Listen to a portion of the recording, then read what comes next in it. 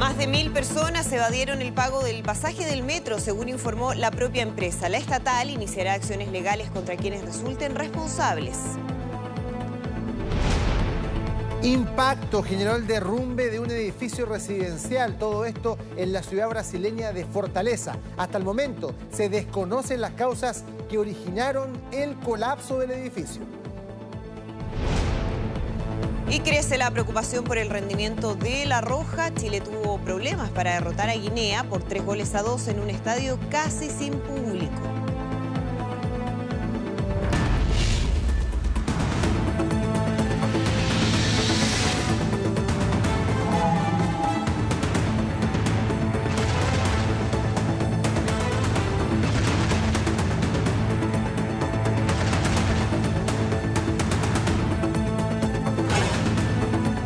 Mega Noticias Conecta.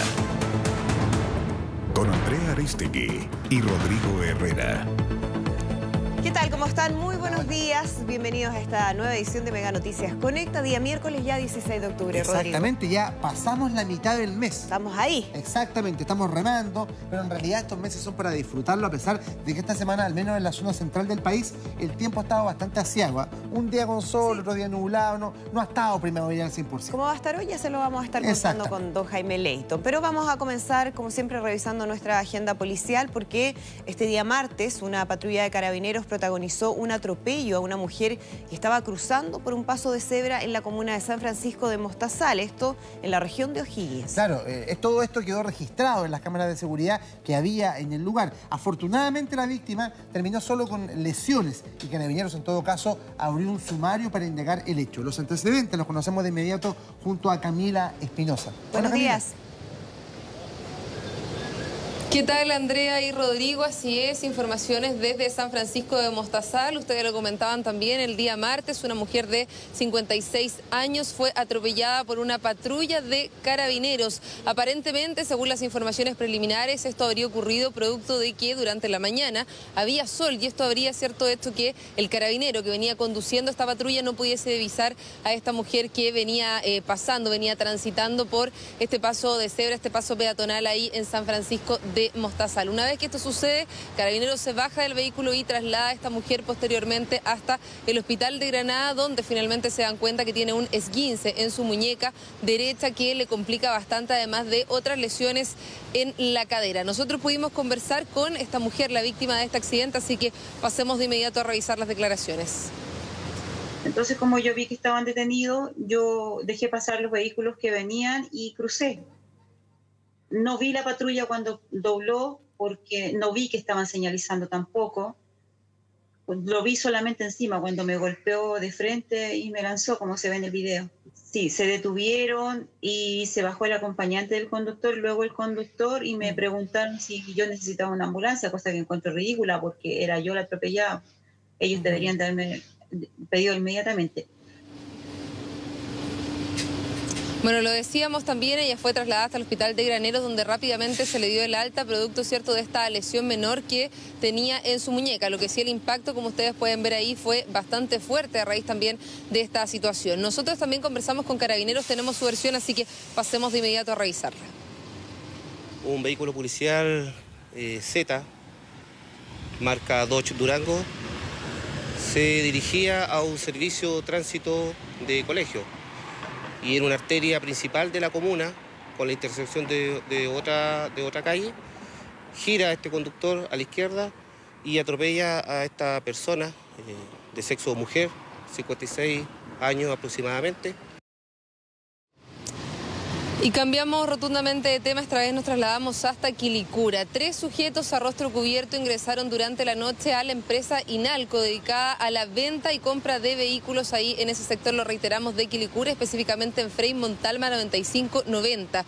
¿Qué es lo que habría ocurrido? Bueno, ellos ingresan por un costado con una herramienta, un Napoleón, rompen la reja, ingresan hasta el lugar y posteriormente se dirigen hasta las oficinas, las comienzan a registrar, donde posteriormente se dan cuenta que hay una caja fuerte que al parecer contendría dinero. De inmediato la toman, se la llevan del lugar y posteriormente se dan a la fuga, con ella, según señalaba también Carabineros, aparentemente caminando desde el lugar. Incluso también estaban los guardias de seguridad durante la noche, pero lamentablemente nadie logró percatarse de esta situación. Lograron llevarse por lo demás 30 millones de pesos que estaban al interior de esta caja fuerte, producto de que el día anterior habían también logrado vender uno de los camiones del sector y habrían guardado, ¿cierto?, este monto al interior, lo decíamos, de esta caja fuerte. Nosotros pudimos conversar con Carabineros, así que pasemos a revisar las declaraciones. 3 individuos a rostro cubierto habrían ingresado por una de las mallas perimetrales de esta empresa que se mantiene el rubro de compra y venta de vehículos. Con un Napoleón habrían cortado las rejas perimetrales y habrían ingresado al interior de esta empresa. Procedieron al registro de diferentes dependencias hasta la oficina, encontrando una caja fuerte en la cual en su interior mantenían 30 millones aproximados a raíz de la venta de un vehículo de carga pesada. Bueno, también se llevaron un notebook, lo que sí, como les contábamos al inicio, actuaron a rostro cubierto, por lo tanto va a ser bastante complejo ahí lo que se va a tener que realizar por parte de Carabineros a raíz, cierto, de este robo, que por lo demás se llevan 30 millones de pesos. Lo que sí, habían cámaras de seguridad al interior de esta empresa, las cuales van a ser clave para poder dar con estos 3 individuos que, una vez cometido el robo, se dan a la fuga. Andrea, Rodrigo. Camila, muchísimas gracias por la información. Que estés muy bien, buenos días. Buenos días.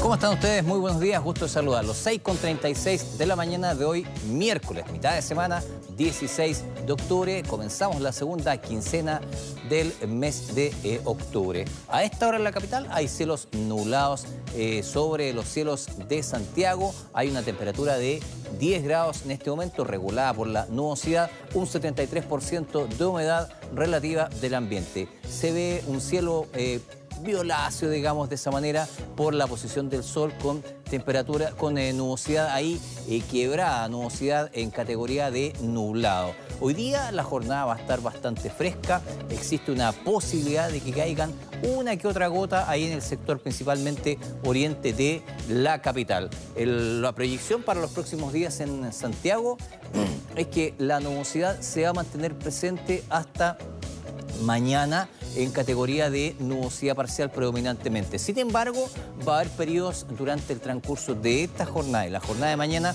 en que va a haber un ligero aumento de la nubosidad. Durante la tarde podría espesarse un poco la nubosidad y da la probabilidad a esa hora, entre mediodía y 4 de la tarde, que pudieran caer algunas gotas en el sector oriente de la capital. Lo concreto es que vamos a tener 18 grados de temperatura máxima, una temperatura más bien bajita, por lo tanto hay que mantener un abrigo moderado hoy día para sentir comodidad. 18 grados la máxima probable, índice de radiación ultravioleta en categoría de alto. Mañana y pasado mañana, miércoles, jueves y viernes, aumenta el índice de radiación ultravioleta porque la nubosidad durante el transcurso de la jornada diurna va a estar un poquitito más delgada. Eso sí, mañana amanece con cielo nublado en la capital, disipan el transcurso de la mañana dejando solamente nubes, 10 y 20 grados las extremas. Hacia el día viernes aumenta notoriamente la temperatura máxima porque el cielo va a estar despejado, el índice de radiación ultravioleta también en categoría de alto. Hay que protegerse entre las 11 de la mañana y las 4 de la tarde si usted se va a exponer más de 20 minutos al sol. 7 y 26 grados el día viernes al terminar la semana. Y en este momento en Santiago, con esa hermosa imagen de la capital, los cielos se encuentran nublados, hay 10 grados de temperatura. Que tengan una excelente jornada de día miércoles. 6 de la mañana con 39 minutos, seguimos avanzando con otra información muy importante porque ha habido múltiples evasiones masivas protagonizadas por estudiantes secundarios que han obligado a cerrar varias estaciones de metro en los últimos días. El tren subterráneo va a mantener controlados sus accesos y ya anunció acciones legales. Lograron botar la reja y después de eso ya no había nada que hacer. Una turba ingresó a la estación Santa Ana y a varias más, saltando los torniquetes y entrando al metro sin pagar su pasaje.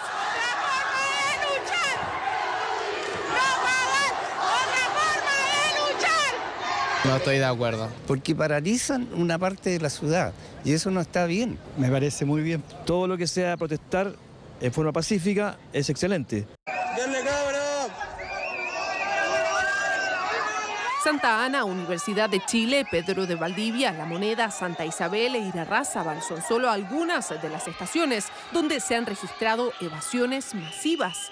Además del mobiliario de metro destruido, un guardia de seguridad recibió esta patada por la espalda. Afortunadamente se encuentra en buenas condiciones, pero que finalmente genera situaciones de tensión que además afectan el servicio y que nosotros, por lo tanto, eso no podemos aceptar. Las sorpresivas acciones han obligado a Metro a cerrar por varios minutos algunas estaciones y a controlar el acceso con guardias de seguridad y carabineros. A mí me cuesta entender que cuando hay evidencia de un esfuerzo tan grande por mejorar el sistema de transporte público, se atente contra él. Más aún en el caso de los escolares que no tienen un argumento. En el último cambio de tarifa, precisamente los escolares no tuvieron ninguna modificación. Según cálculos del Metro, cerca de 1000 personas han logrado ingresar evadiendo el pago del pasaje. La Asamblea de Estudiantes Secundarios asegura que no organiza los llamados a evadir, pero sí respaldan y justifican estas acciones. Porque nos parece totalmente injusto que sigan lucrando con el transporte, que debería ser un derecho. Para nosotros los estudiantes sigue siendo una demanda histórica, la TN gratuita. Metro recalcó que las tarifas las fija un panel externo a la empresa y anunció además acciones legales. El llamado que hacemos es a deponer este tipo de actitudes porque finalmente terminan afectando a muchas personas. Los accesos de las principales estaciones de la red se mantendrán controlados. Podrían registrarse nuevas evasiones masivas durante los próximos días. Complicado el panorama ahí, por supuesto. Vamos a avanzar con una noticia muy emotiva porque tras años de maltrato, la elefanta Ramba emprendió su viaje a un santuario animal en Brasil. Recordemos que ella estaba en cautiverio, en un circo acá en Chile, un largo proceso para conseguir su liberación y ahora que está recuperada podrá convivir con otros miembros de su especie en su hábitat natural. Y Daniela Valdés ha estado con todos los detalles de este traslado de Ramba a Brasil que entiendo, Daniela, comenzó el día de ayer. Hola Andrea, Rodrigo, muy buenos días. Sí, partió a eso de las 3 de la madrugada, tiene unas horas que van a ser por vía aérea y luego también varias que van a ser a través de vía terrestre. Partía este viaje de la elefanta Ramba, entonces que como ustedes bien decían, fue rescatada en el año 2012. Recordar que es en el año 2011 cuando un grupo de activistas parte esta idea entonces de poder rescatarla del Circo de los Tachuelas y luego ya el 2012 se logra este rescate y es trasladada hasta el safari de Rancagua. Allí estaba viviendo hace más de 7 años. Se pretendía de manera inicial que viviera en ese lugar cerca de 7 meses, pero a la espera de encontrar el lugar ideal para que ella pudiese vivir, estuvo ahí 7 años. En un momento se pensó moverla hacia Estados Unidos y finalmente se decidió que llegara a lo que ustedes decían, este santuario de elefantes en Cuidá, en Brasil, hacia donde va viajando en un viaje que partió cerca de las 3 de la mañana, un vuelo entonces que la iba a trasladar hasta el sector, hasta el aeropuerto de Campinas y de ahí comenzaba también un traslado terrestre, todo para el cual se ha preparado por varios meses. Ella estaba acostumbrada o estuvo acostumbrada mucho tiempo a vivir entre rejas y eso quizás la hacía un poco más fácil poder viajar y no estresarse en todas estas horas que va a pasar encerrada para así poder llegar a su nuevo hábitat. Esto también ha sido controlado durante todo el viaje, va a ir únicamente tranquilizada con flores de Bach, se ha decidido no darle ningún tipo de sedante, pero por supuesto en ese lugar al fin va a poder tener la vida ideal, acompañada además de otras 2 especies iguales a ella, lo que también le va a permitir, por supuesto, poder compartir de una manera o desarrollar su lado más social, que es lo que había perdido. De hecho, por lo mismo se había decidido de manera inicial acá en Chile no poder exhibirla al público, porque por supuesto era un animal sometido a mucho estrés, producto de los años que sufrió también encerrada. Vamos a partir escuchando las palabras que hubo durante la madrugada allí de los encargados del zoológico y también del safari, que la tuvieron durante muchos años y que también hoy día fueron parte de este viaje de la elefanta Ramba. tu estado de salud acompañe también para que pueda realizar este tipo de traslado. Justamente no va con sedación porque cualquier animal que realice algún traslado es peligroso hacerlo con sedación, inclusive hasta un perro. Entonces, por lo tanto, ella va a ir con sus 5 sentidos obviamente bien orientada, y en caso de que ella tenga algún problema conductual, se van a administrar algún tipo de fármaco que lo hace la veterinaria que va durante el viaje. Hubo que sacar el estrés que traía. Nosotros le asignamos 1 hectárea de terreno, le dimos todas las condiciones que pedían los santuarios de Estados Unidos primero, posteriormente se produjo el traslado a Brasil y reunimos todas las condiciones de tenerla en buenas condiciones después de 6 años. 30 profesionales van a estar pendientes de Ramba para que, por supuesto, llegue muy bien a su destino. Les decía yo que ya debe estar por culminar lo que tiene que ver con el traslado aéreo hasta el aeropuerto de Campinas, y de ahí comienza este traslado terrestre, entonces, para que pueda llegar a este santuario donde va a convivir, les decía, con 2 especies similares a ella, y que, por supuesto, le van a permitir retomar también su vida social. Fíjense que durante varias semanas ella incluso también estuvo algunas horas encerrada en esta jaula especial que se diseñó para su traslado. Eso, por supuesto, la hizo poder acostumbrarse a conocer de alguna forma este método de transporte que le iba a llevar entonces al destino en Brasil. Hubo también varios integrantes del SAC que, por supuesto, estuvieron durante la madrugada monitoreando este viaje para que fuera de manera ideal. Escuchemos también lo que ellos dijeron. Lo primero que se hace es presentar todos los papeles, ¿no es cierto?, de exportación del elefante. Y una vez que los papeles están revisados y que están todos perfectamente con los certificados sanitarios, el certificado de CITES y la exportación.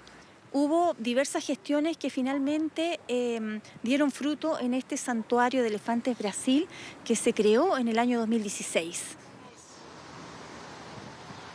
36 horas suma entonces este viaje que ya partió y que les decía yo no incluye ningún tipo de fármaco que se le pueda suministrar a esta elefanta. Únicamente se ha decidido utilizar flores de Bach, si es que en algún minuto ella estuviese más nerviosa, pero que de igual forma va a estar constantemente monitoreada por estos 30 profesionales que, por supuesto, incluyen varios médicos veterinarios. Andrea, Rodrigo. Sí, con el mejor cuidado ahí para su llegada al nuevo destino, que esperamos obviamente sea su destino definitivo y que salga todo muy bien. Muchísimas gracias, Daniela, por la información, y vamos a estar muy pendientes durante esta jornada de lo que pase con la elefanta. Que esté muy bien. Bueno, ya son las 6:47, amanece Santiago, amanece el país en realidad. Mire esta imagen desde las alturas en nuestra capital, con la ciudad que se va despertando para iniciar este día miércoles ya 16 de octubre. Estamos en el ombligo de la semana, Andrea, y hay 10 grados hasta hora de la mañana. Exactamente, pero la máxima va a llegar a los 18, de acuerdo al pronóstico para esta jornada. Ya vamos a estar ampliando, por supuesto, la información meteorológica, y tenemos mucho más que revisar aquí en Mega Noticias Conecta, así que vamos a la pausa y ya estamos de regreso.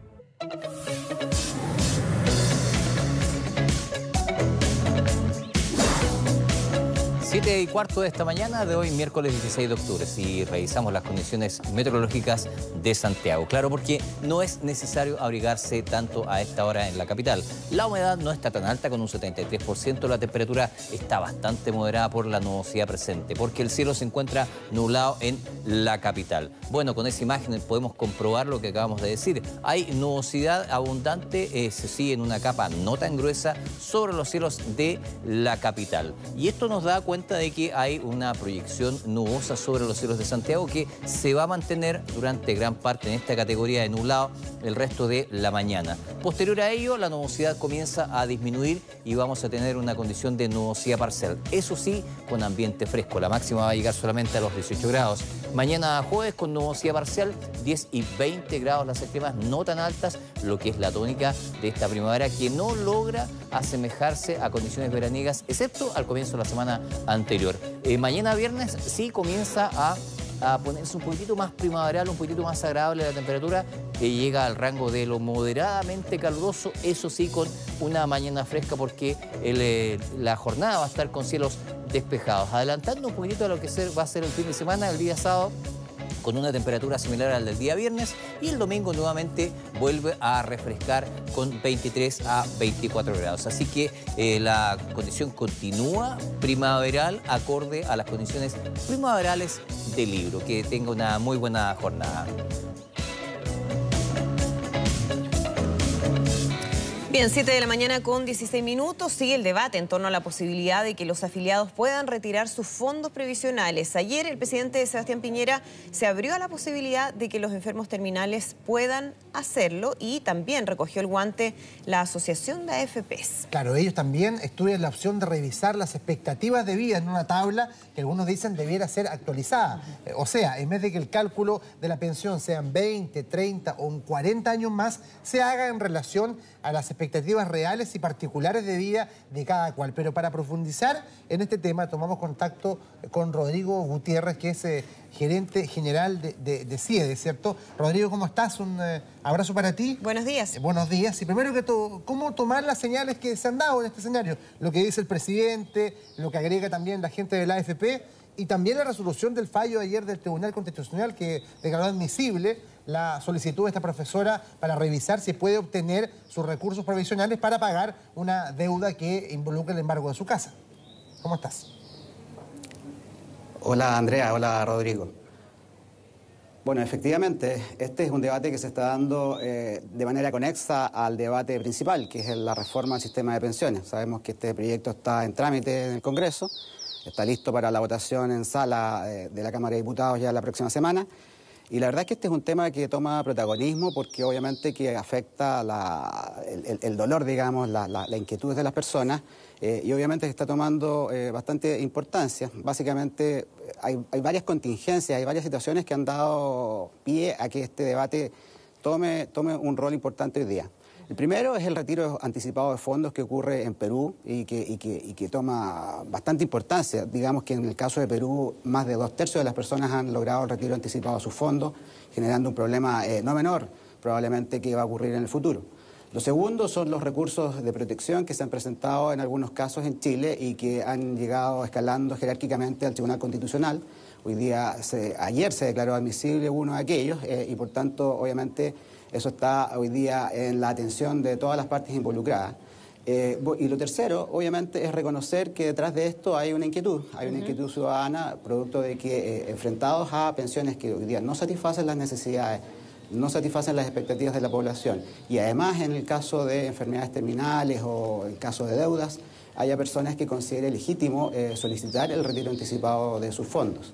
¿Rodrigo? Y en todo este contexto, obviamente, que surgen intereses de partes para plantear nuevas alternativas, y también incluso ha llegado a plantearse, digamos, de parte del presidente, estudiar alguna posibilidad en este sentido. Exactamente. Siempre se menciona el caso de Perú como un caso poco exitoso, ¿no?, en términos de esa posibilidad de retiro de fondos anticipados, pero uno podría pensar que también hay una serie de otras alternativas que no necesariamente tienen que ser iguales a la experiencia vivida por Perú, y el presidente plantea un caso que puede ser de mucho sentido común. ¿Qué pasa con una persona que tiene una enfermedad terminal, que evidentemente no va a poder utilizar su pensión y que necesita esa cantidad de dinero para un tratamiento médico, para tener mejor condición de vida? ¿Qué implicaría el abrir la puerta a ese tipo de excepciones en el sistema? Lo primero que habría que decir al respecto es que, obviamente, el plantear una alternativa de esa naturaleza tiene que ver con empatizar con situaciones extremas, situaciones catastróficas que pueden afectar, evidentemente, a los chilenos. Sin embargo, también es importante reconocer de que se trataría de situaciones muy excepcionales y que, obviamente, implicaría calificar muy bien y asegurarse muy bien de que en los casos de que un retiro anticipado o acelerado de los fondos pueda materializarse, efectos de que esto no signifique, como muchos lo han dicho, abrir la puerta para un retiro más amplio de fondos al extremo de llegar a casos, digamos, desafortunados como el que bien tú señalas, que es Perú. Lo que aquí importa decir es que, visto esto desde una perspectiva más amplia de la seguridad social tiene distintos sistemas para enfrentar distintos tipos de contingencias. Las contingencias de salud, evidentemente, tienen un sistema de salud y existen también para ellos distintas otras coberturas catastróficas, GES, etcétera. Y el sistema de pensiones es justamente para la contingencia de la vejez, es decir, cuando las personas ya no pueden trabajar y deben complementar sus ingresos a través de pensiones. Desde esa perspectiva, cuando se plantea un retiro anticipado o un retiro acelerado de los fondos para enfermedades catastróficas, por ejemplo, habría que precisar de que sería sí y solo sí en la medida que esa situación catastrófica esté debidamente calificada, pero además no se vean afectados terceros, dependientes de la persona, del pensionado. Por ejemplo, dado que los fondos son heredables, muchas de estas personas podrían tener cónyuges, podrían tener dependientes, terceros, etcétera, que podrían dejar de recibir estos fondos. Sí, entonces, es importante decir lo siguiente. Sí, podría darse algún caso de situación muy catastrófica que ameritara que las personas pudieran tener derecho a acceder a esos fondos, no para resolver sus problemas de salud, y en la medida que no afecten a otros terceros dependientes. Bajo esas condiciones uno podría establecer una norma muy específica que permitiría en definitiva a estas personas tener acceso a sus dineros que ahorraron a lo largo de toda su vida para mejorar la calidad de vida en sus últimos días. Claro, es una circunstancia bien compleja, sí. Pero bueno, sería esa la situación en la cual uno verdaderamente podría plantearse esta alternativa. Son casos muy excepcionales y costaría mucho también delimitarlos, ¿cierto?, en su campo de acción, porque acá colisionan varios intereses, el derecho de propiedad, el derecho de acceso a la salud, pero se ha planteado también otra alternativa que lo hace el superintendente de pensiones o el ex superintendente de pensiones, que es Guillermo Larraín, con respecto a contratar un seguro de longevidad, seguramente a cargo de la propia AFP o a cargo del empleador. ¿Cómo evalúas esa posibilidad precisamente para este tipo de casos? Perfecto, bueno, son cosas distintas. Respecto de lo que estamos conversando, que es el retiro anticipado o el retiro acelerado, quisiera finalmente complementar con la idea de que en el evento que uno pudiera calificar esa circunstancia muy particular, muy específica, en la medida que no se afecta a terceros involucrados, evidentemente lo que habría que hacer ahí es corregir la manera en que se calculan las pensiones en el caso de que estas fueran pensiones por retiro programado, y de esta manera entonces los saldos disponibles en las cuentas de las personas que son de su propiedad, como ya se ha venido discutiendo ya hace bastante tiempo, pudieran entregarse de una manera más rápida y contribuir con eso a mejorar su calidad de vida. Eso es uno. Respecto del seguro de longevidad, esa es otra materia, tiene que ver con cómo complementamos las pensiones en la cuarta edad cuando ya estas pensiones definitivamente no dan cuenta de las necesidades de la gente y sobre todo probablemente cuando estas se ven enfrentadas a mayores gastos, producto de mayores gastos en salud, por ejemplo, que afectan ya a las personas después de los 70 años. Vale decir de que el seguro de longevidad es una de las propuestas que está hoy día sobre la mesa en materia de reforma de pensiones. Sabemos de que lo que se ha aprobado por la Cámara de Diputados en sus comisiones de Trabajo y Hacienda y esta votación la próxima semana tiene que ver con la creación del ente autónomo, el Consejo de Ahorro y Seguros Sociales para la administración del 4% y otros seguros sociales. Hasta ahora, el seguro social que está sobre la mesa, el principal, es el seguro de dependencia severa, pero sabemos de que en la discusión política está la expectativa de poder introducir otros seguros, y entre ellos está el seguro de longevidad o de la cuarta edad y el seguro de rentabilidad. Esa es otra discusión y yo diría que esa es una discusión que todavía está por abrirse y tiene mucho todavía por delante. Perfecto. Rodrigo, muchísimas gracias por conversar con nosotros esta mañana. Muy buenos días. Gracias a ustedes. Bueno, son las 7:25, cambiemos de tema, Andrea, porque la Cámara de Diputados se prepara para votar la ley de control de identidad a partir de los 16 años. Claro, la iniciativa originalmente apuntaba a revisar a menores desde los 14 años, pero hubo una negociación ahí del gobierno con la Democracia Cristiana y finalmente se acordó que sería desde los 16 años. De todas maneras, un tema que sigue siendo bastante controvertido y que queremos conversar con Patricia Muñoz, defensora de la niñez, que nos acompaña esta mañana aquí en el estudio. Patricia, muchísimas gracias. Buenos días. ¿Cómo están? Buenos días. Bueno, hemos visto, ¿no?, todo lo que ha sido la discusión respecto a incorporar o no incorporar a niños o más bien a adolescentes en lo que es el control preventivo de identidad. Quienes defienden esta medida dicen aquí de ningún caso, de ninguna manera se va a pasar a llevar los derechos de esos adolescentes. Desde la mirada de la infancia, ¿no?, ¿cuál es la posición respecto a esta medida?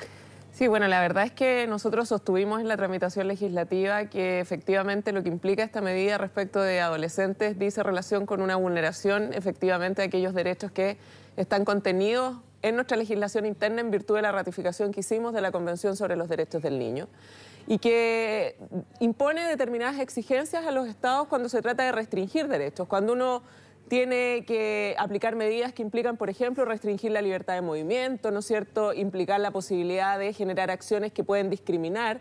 Como Estado tengo la responsabilidad de demostrar que aquellas medidas que estoy planteando son idóneas, son necesarias y son proporcionadas a los fines que están previstos. Y lo que queda de manifiesto en todo lo que se expuso por expertos en el contexto de la tramitación es que esta medida de control preventivo de la identidad es absolutamente ineficiente e ineficaz y no cumple de ninguna manera con aquel objetivo que está detrás de lo que se propone por parte del Ejecutivo y de los parlamentarios que están apoyando. ¿Por qué crees tú que no se escuchan los expertos? Porque en realidad no eres la única voz. Ha habido varios que han planteado que esta medida, que en el fondo es como una pesca de arrastre, ¿cierto? Totalmente. Tal cual. Claro. Y la pesca de arrastre uno encuentra un salmón, hasta un bototo, ¿cierto? Acá nada dice que esto va a resultar. ¿Por qué crees tú que en el fondo se toma por una medida que a lo mejor tiene impacto ciudadano positivo? Porque la gente va a decir, sí, por supuesto, hagamos control, pero en la práctica es ineficiente. Bueno, yo creo que ahí está la explicación, por lo que tú señalas al final, porque esto mediáticamente, comillas, vende. Y yo creo que eso es súper preocupante cuando se generan acciones públicas, ¿no? Desde la responsabilidad que tienen las autoridades políticas, pero también las autoridades que ejercen cargos públicos, de comprometer acciones que efectivamente tengan un impacto en los destinatarios de ellas, que es la ciudadanía. Pero acá lo que se le dice a la ciudadanía, ¿sabe qué? Vamos a hacer control preventivo de identidad, vamos a incluir a los adolescentes, que parece ser el grupo ahora elegido a quien atacar, digamos, en contextos de propuesta, pero resulta que no se les dice que eso, señora, señor, no tiene ninguna posibilidad de impactar en la prevención de la delincuencia, porque tal como tú mencionas, es salir a pescar sin ninguna lógica asociada al delito, en vez de gestionar la eficiencia en la investigación de precisamente quienes han tenido vinculación con un delito. Y acá hay otro mito que es importante aprovechar este tipo de instancias para desmentir. Que se sostenga que los adolescentes que cometen delito hoy día no pueden ser controlados en su identidad es una falacia, es una falsedad, porque hoy día las policías no solo tienen una atribución, sino que tienen la obligación de controlar la identidad en aquellos casos en que haya indicio de la comisión de un delito, en que haya indicio de que estos jóvenes pueden tener información de la comisión de un delito, en aquellos casos en que se embocen o se encapuchen, también en aquellos casos en que se presuma que existe una orden de detención pendiente. Por lo tanto, todos aquellos espacios de posible vinculación con un hecho delictivo, incluso respecto de los adolescentes, efectivamente están contenidos en la ley. Y para abordar la pregunta que tú me hacías, muchos dicen que acá no se van a vulnerar derechos. Pongo solo un ejemplo. El control preventivo que existe hasta hoy día en la ley, que es para los adultos, está prohibido para niños, niñas y adolescentes. Prohibido por ley. Se han hecho 70.000. Pese a que la ley lo prohíbe. A la prohibición. 70.000 controles de identidad ilegales.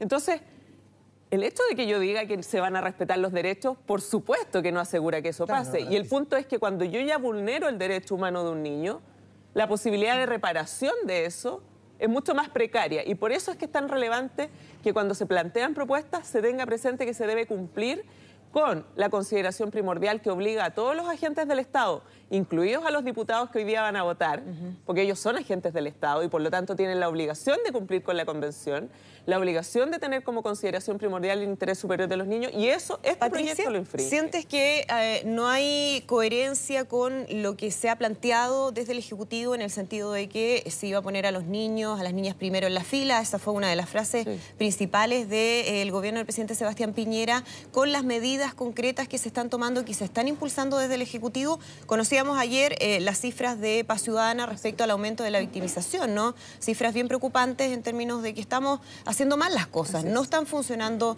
las medidas que se están tomando, y el subsecretario Uvilla insiste entonces en que frente a eso hay que aumentar las atribuciones para los controles de identidad preventivos, incluyendo por supuesto a los adolescentes. ¿Qué hay detrás entonces de todo esto y qué pasa con el discurso frente a la acción que hemos visto en el Legislativo y en el Ejecutivo? Sí, bueno, es una absoluta incoherencia entre lo planteado y efectivamente las acciones concretas. Tal como tú lo indicas, el índice de Paz Ciudadana es un reflejo muy claro de la incapacidad de ejercer en el ámbito del abordaje de la delincuencia con acciones que sean estructurales y que involucren los cambios que efectivamente van a redundar en que la ciudadanía se vea menos expuesta a esta situación.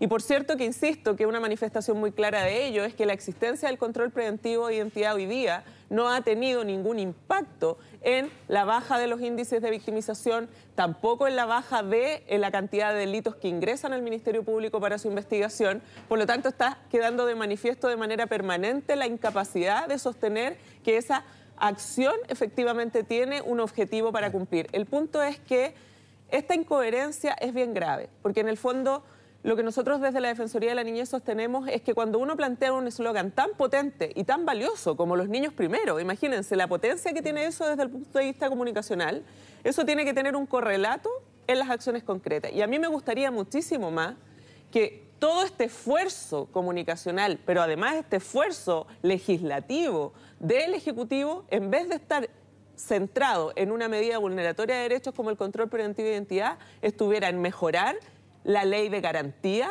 de niños, niñas y adolescentes que sigue en el Congreso, que no tiene indicaciones del Ejecutivo que favorezcan la protección de derechos humanos de niños, niñas y adolescentes, en vez de estar promoviendo acciones que los criminalizan, que los estigmatizan y que generan evidentemente, no lo digo yo, lo dicen quienes trabajan en esta materia hace muchísimo tiempo en materia de infancia y que son expertos en esta materia, un daño que puede ser irreparable respecto de este grupo de la población. Brevemente, hay circunstancias que también están pasando ahora. Vimos, por ejemplo, lo que ocurrió ayer en el Instituto Nacional, la quema de inspectoría, la situación que ocurrió en el metro también con muchos jóvenes y adolescentes que están evadiendo masivamente este servicio. ¿Cuál es la visión de ustedes con respecto a estos fenómenos? Sí, o sea, muy clara en términos de hacer la distinción, y lo hemos sostenido persistentemente. Una cosa son los hechos delictuales, que tienen que ser perseguidos, investigados y juzgados, y de hecho, tal como yo lo he sostenido, para eso existe, cuando se trata de adolescentes involucrados en delito, un sistema de responsabilidad penal que debe hacerse cargo. Prueba de ello es que ayer fueron formalizados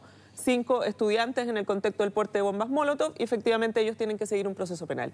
Y por otra parte, lo preocupante y lo urgente que demanda la acción de los adultos responsables de la intervención en relación con el Instituto Nacional, pero también de cómo se responde a las demandas que los jóvenes tienen en términos de exigencias curriculares, de exigencias de infraestructura de los establecimientos educacionales. Solo pongo como muestra que en el Instituto Nacional llevan más de 3 años esperando respuestas concretas el Centro de Estudiantes en relación con peticiones que se han formulado y que les genera una enorme desconfianza respecto de las autoridades porque ven que no se cumple. Yo lo único que pido y el llamado que hago es hacer la distinción entre las demandas legítimas que uno puede compartir o no de los estudiantes en el contexto educacional y lo que tiene que ver con la comisión de delitos, que por cierto no resultan aceptables y que deben ser perseguidos, porque se tienden a mezclar las cosas y por lo tanto empiezan a hablar de que los estudiantes son símil delincuentes y eso lo único que hace es agudizar la crisis y en definitiva impactarlos, estigmatizándolos y criminalizándolos de manera muy injusta. Es verdad, estoy de acuerdo. Patricia Muñoz, muchísimas gracias por acompañarnos esta mañana. Gracias a ustedes por la invitación. Que estén muy bien, buenos días. Vamos rápidamente a la pausa. 7:34 y Andrea, como avanzaba la mañana. Exactamente. Y quiero que nuestro director nos tiene esta imagen desde el centro de Santiago. Ahí está la Torre Entel, en este Santiago que amanece nublado, pero que luego va a permitir que entre algunos claros de sol. 9 grados con 6 décimas, lo veíamos ahí. Esperamos una máxima de 18 esta jornada en la capital. Vamos a hacer una breve pausa y estamos de regreso con más información. No se vayan.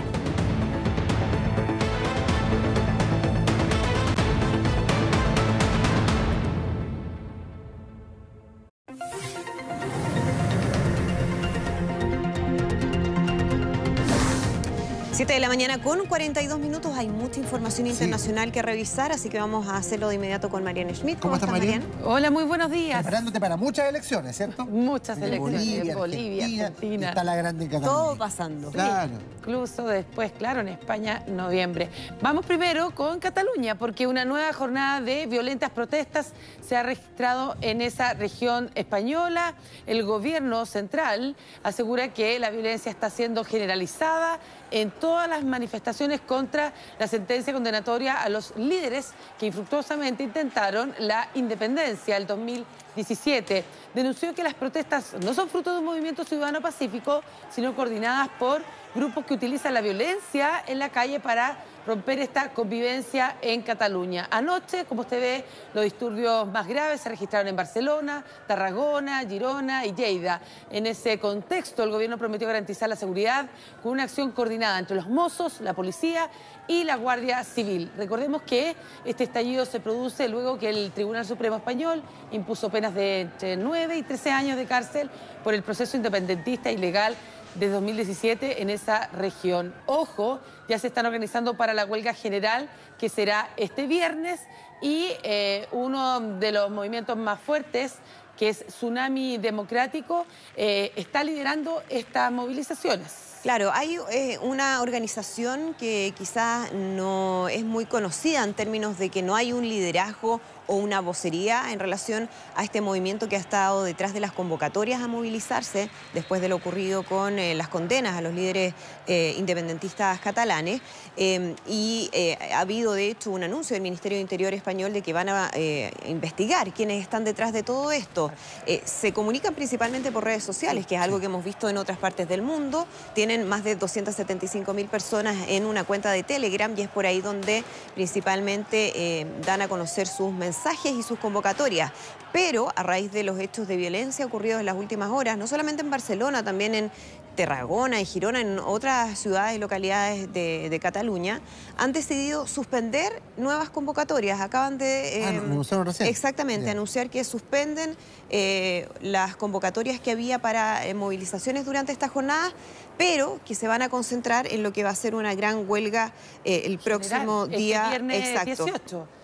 Sorprende mucho lo que haces tu alusión. Esto puede ser consecuencia de que el gobierno español ya está tomando medidas drásticas respecto a eso. ¿Cómo son estas convocatorias día a día? No es que se vayan programando de un día para otro. Violencia. Y por eso las redes sociales son muy importantes. Y Telegram en particular, que es una red muy similar a WhatsApp que inventaron los rusos, tiene la particularidad de que uno puede encriptar los mensajes. Yo te puedo mandar un mensaje que se autodestruye en un minuto y no queda registro de eso. Incluso cuando lo estás enviando. Claro. Vamos con otra información. En Brasil se derrumbó, ¿verdad? Y es un edificio residencial de 7 pisos en la ciudad de Fortaleza. Ahí veíamos el momento de este desplome. Aún decenas de efectivos buscan desesperadamente a 9 personas que están atrapadas bajo estas toneladas de escombros. De hecho, durante la jornada de ayer rescataron a varias con vida. Incluso uno de ellos había enviado previamente una selfie a su familia cuando estaba bajo estas rocas. Se trata de un estudiante que residía en el primer piso de este inmueble. La tragedia ocurrió en pleno barrio residencial, en un sector bastante acomodado llamado Dionisio Torres. En un primer momento se pensó que el colapso se produjo por una fuga de gas, sin embargo, sería la condición bastante precaria de la estructura de este edificio de 40 años que no pudo sostenerse por más tiempo. Lamentablemente, no es primera vez que ocurre una tragedia de este tipo en Brasil. En abril colapsaron 2 edificios en Río de Janeiro porque fueron construidos de manera irregular. Sí, hay una investigación respecto al qué es lo que causa el desplome, pero sí ya hay antecedentes e incluso hay imágenes que son bien claras de las condiciones absolutamente precarias en las que se encontraban las columnas estructurales del edificio. Pilares, exactamente. Increíble. Claro, y esto riesgoso, imagínate el caso de un temblor. Eso pasó en México también en el último terremoto. Habían estructuras que no cumplían la norma sísmica que se vinieron abajo producto de esa responsabilidad. Sí. En Ciudad de México, sobre todo la capital. Y estábamos hablando que hay muchas elecciones, vamos a una de ellas. Faltan solo 4 días para los comicios generales en Bolivia. Por eso anoche fue el cierre de campaña de Evo Morales, fue bastante masivo. Se realizó en la ciudad de Cobija, en el noroeste del país. En la jornada el mandatario hizo una serie de denuncias. Dijo que tiene pruebas de que grupos de dirigentes civiles y exmilitares preparan un golpe de Estado en caso de que el MAS, que es el movimiento, ¿verdad?, al que representa, gane las elecciones. Además denunció que la Embajada de Estados Unidos ofrece obras a cambio de que no voten por su movimiento. Aseguró que tiene grabaciones que dan cuenta que quieren quemar la Casa Grande del Pueblo, que era, ¿verdad?, bueno, el palacio, claro. Pero también ellos crearon este edificio bastante moderno que es el nuevo palacio. Que también fue bien cuestionado, ¿eh? ¿Te acuerdas, Marian, cuando lo inauguraron por lo que había costado al gobierno de Evo Morales y que había una parte significativa que era para comodidad del presidente? Muchos consideraron que era excesivo. No es tan armónico tampoco la arquitectura propia de La Paz. Claro. Totalmente distinto. Las declaraciones de Evo Morales son bastante fuertes y se dan en momentos en que las encuestas lo favorecen. Según el sondeo realizado por la empresa Ipsos, Morales se ubica en primer lugar y obtiene 18 puntos más que su rival más cercano, que es el expresidente Carlos Mesa. En definitiva, el mandatario obtiene 40% de los apoyos, mientras que el representante de la comunidad ciudadana un 22%. Carlos Mesa hizo su cierre de campaña en La Paz. Desde la capital dijo que el país decidirá este domingo entre el camino autoritario a la dictadura o la democracia. Son varios los candidatos, en realidad son 7 o 9. Pero estos son los dos más fuertes, claro. Claro, y hay uno que ha causado mucha sorpresa, Chang, que es un médico coreano y que ha sido la gran promesa. Después ya va en tercero en las preferencias en estas encuestas. Sí, que algunos lo han bautizado como el Bolsonaro boliviano. El Bolsonaro boliviano. ¿Es de derecha? Exacto. ¿De extrema derecha? De extrema derecha. Claro, de extrema derecha, homofóbico. Misógino, tiene un historial importante. Es particular el hombre. Sí.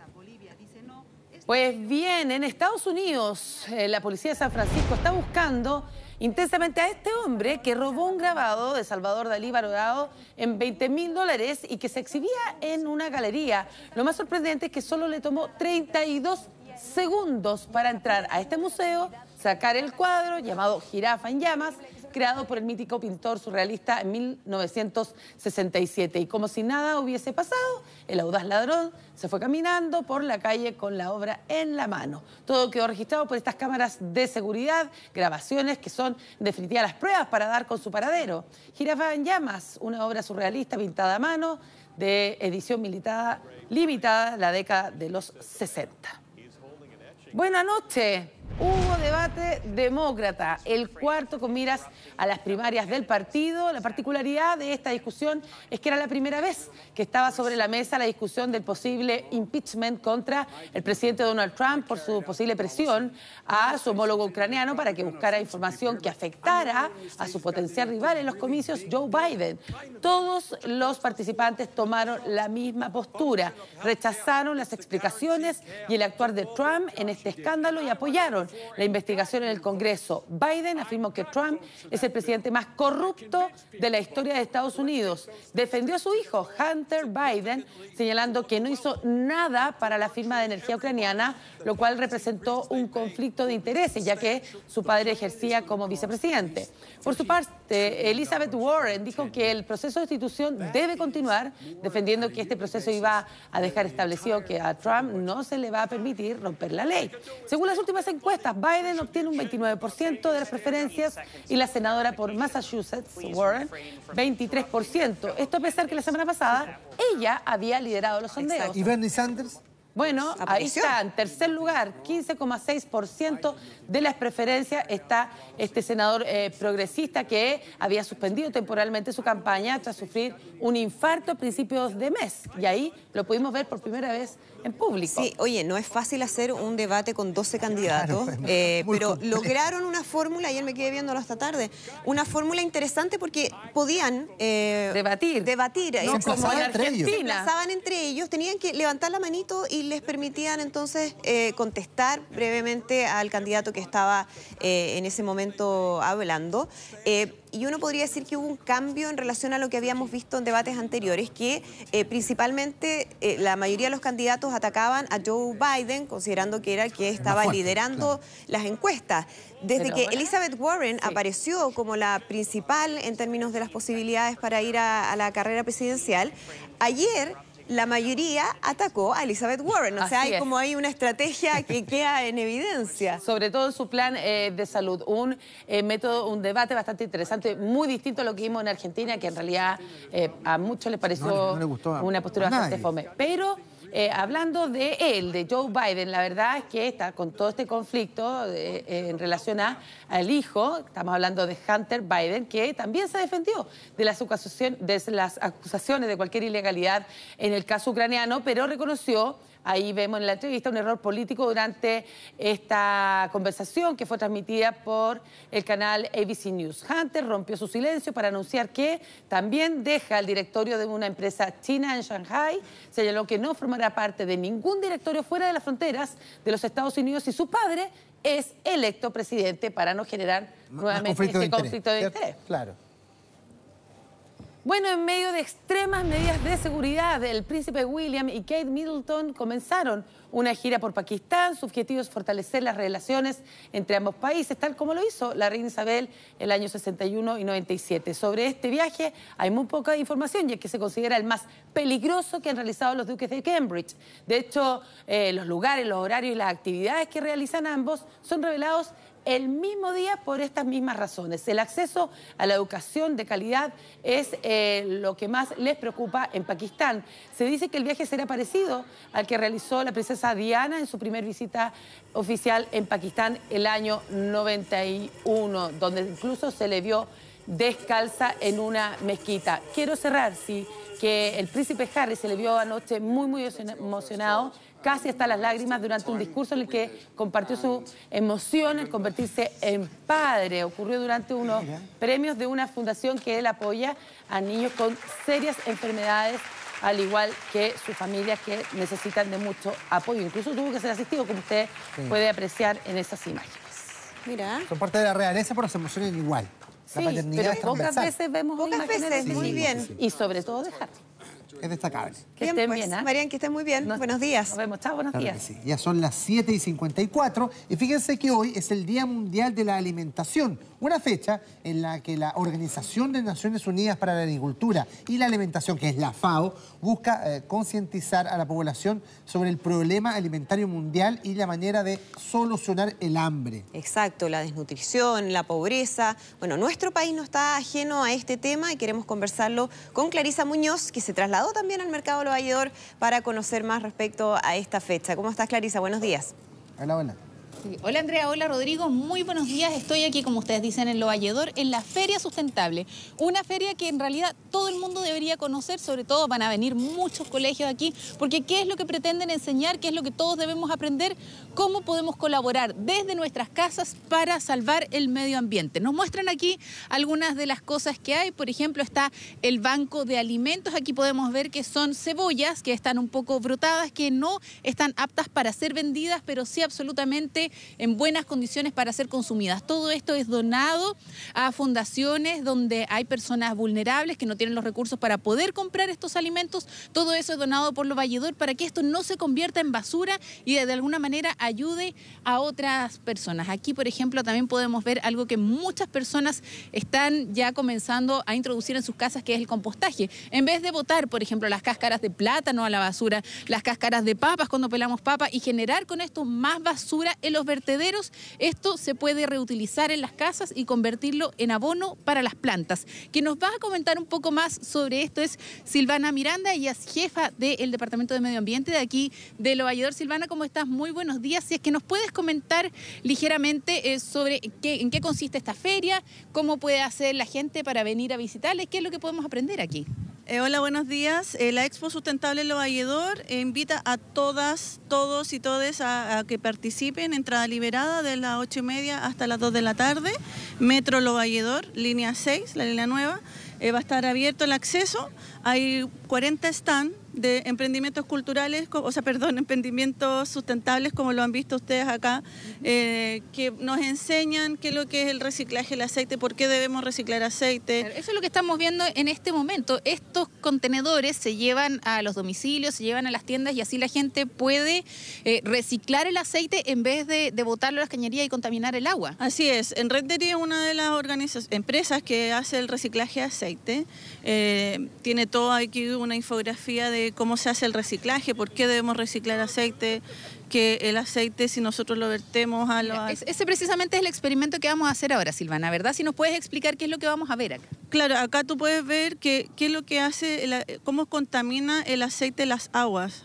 Tú ves ahí 1 litro de agua y si tú viertes el aceite a la red de alcantarilla o cualquier... Estamos hablando ahí de un chorrito mínimo. Exacto, un chorrito mínimo. La partícula, porque la densidad del aceite es mucho mayor que el agua, por lo tanto eso genera una contaminación. Es muy difícil la separación del agua con el aceite. Y al menos Rendering hace toda esta gestión, hace reciclaje, te prevé de todos los recipientes, tanto a domiciliarios como a empresas, para que se pueda realizar este reciclaje de aceite. Todo esto de manera gratuita, son algunas maneras que podemos colaborar todos en nuestras casas para ayudar a salvar el medio ambiente, para ayudar a salvar nuestro planeta sin que tenga mucho costo. Por ejemplo, lo estábamos viendo ahí en el compostaje, usted compra eso, lo puede instalar en su departamento, no tiene olor. También está aquí el reciclaje de aceite y muchas otras alternativas para ayudar cada uno de nosotros. Un dato extra, por ejemplo, estas que son las credenciales, las acreditaciones, son con semillas, así que ustedes después las mojan, las pueden enterrar al agua, o sea, las pueden enterrar en la tierra y van a tener sus plantitas. Todo aquí es reciclable, todo es un círculo virtuoso para ayudar a mantener y a conservar nuestro planeta. Clarisa Muñoz, muchísimas gracias ahí para hacer un huertito, ¿no? Siempre por supuesto. Es bueno. Así que todo sea autosustentable. Que esté muy bien. Gracias, Clarisa. Y a propósito de este espíritu, Andrea, vamos a comenzar a cerrar el informativo porque ya se viene el matinal verde. Por supuesto. Con mucho gusto. Comenzamos a despedirnos, lo hacemos con imagen en vivo de capta nuestro dron desde las alturas ahí en el centro de Santiago, en una jornada aquí, como les hemos estado comentando, se esperan 18 grados, hay 10 grados a esta hora, así que hay que salir un poquito abrigado, pero después ya va a estar bien agradable. Como siempre, muchas gracias por acompañarnos. Una chaquetita, ¿cierto? Una bufanda loca por ahí, después se guarda en la cartera por último. Que estén muy bien. Chao, chao. Chao, chao.